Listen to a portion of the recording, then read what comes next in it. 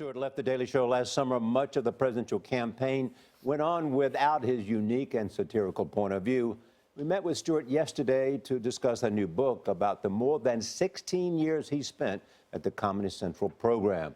He was quick to give his post-election analysis. We just went through an election. What? Yes. Yeah. Your reaction to this election? Surprise? Surprise.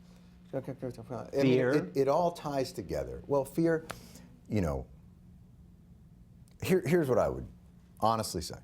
I don't believe we are a fundamentally different country today than we were 2 weeks ago. The same country, with all its grace and flaws and volatility and insecurity and strength and resilience, exists today as existed 2 weeks ago. The same country that elected Donald Trump, elected Barack Obama. I feel badly for the people for whom this election will mean more uncertainty and insecurity. But I also feel like this fight has never been easy.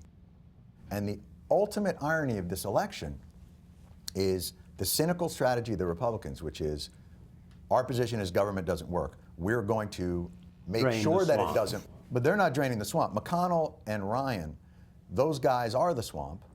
And what they decided to do was, I'm going to make sure government doesn't work, and then I'm going to use its lack of working as evidence of it. Donald Trump is a reaction, not just to Democrats, to Republicans. He's not a Republican. He's a repudiation of Republicans, but they will reap the benefit of his victory in all of their cynicism and all of their, I will guarantee you Republicans are going to come to Jesus now about the power of government.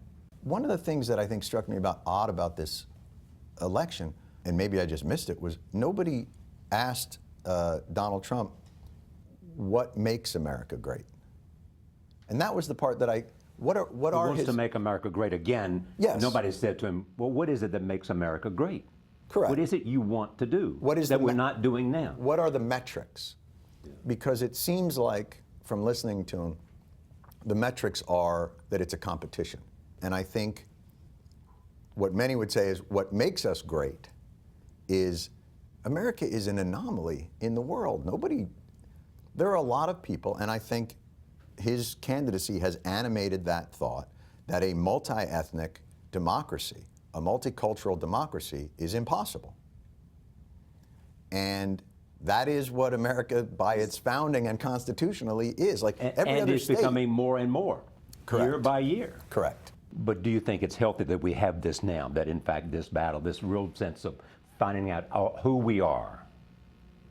Yes, but I also and whether we have gone off track in some way. Absolutely. You know, I would rather have this conversation openly and honestly than in dog whistles. You know, somebody was saying, there might be an anti-Semite that's working in the White House. And I was like, have you listened to the Nixon tapes? Like, forget about advising the president, the president. Like, have you read LBJ? Do you know our history? You know, this is, and we also have to caution ourselves to the complexity of that history. I thought Donald Trump disqualified himself at numerous points. But there is now this idea that anyone who voted for him has to be defined by the worst of his rhetoric. Like, there are guys in my neighborhood that I love, that I respect, that I think have incredible qualities, who are not afraid of Mexicans and not afraid of Muslims and not afraid of blacks. They're afraid of their insurance premiums. In the liberal community, you hate this idea of creating people as a monolith. Don't look at Muslims as a monolith. They are the individuals, and it would be ignorance. But everybody who voted for Trump is a monolith, is a racist.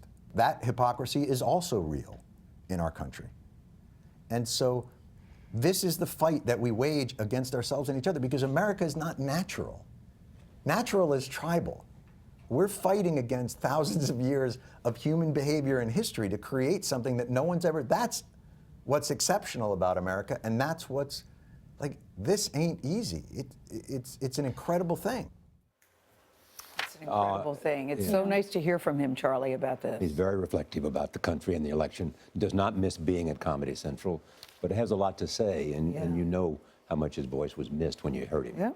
He I raised like some it. very interesting points. I like how he, rather than dismissing Trump or those who voted for him, tried to explain and understand why they voted for him, Exactly. and not say don't paint them as a monolith. Yeah. They're not worried about all these things that people are talking about in terms of Muslims and that. They're worried about insurance premiums. It shows how people jump to conclusions. And Jon Stewart is basically saying, calm down. Everybody that America's going to be okay. He's fascinating, but he also talks about the Daily Show and all that went on in 16 years. So it's an interesting man with lots to say. Did And you we'll believe bring- he doesn't miss it? Did you I believe do it? believe. Yeah. I mean, I believe he's moved to another stage in Yep, his life. I do too. We will bring you more of our conversation with Jon Stewart and author Chris Smith next week. Their new book reveals the behind-the-scenes history of The Daily Show with Jon Stewart at the helm.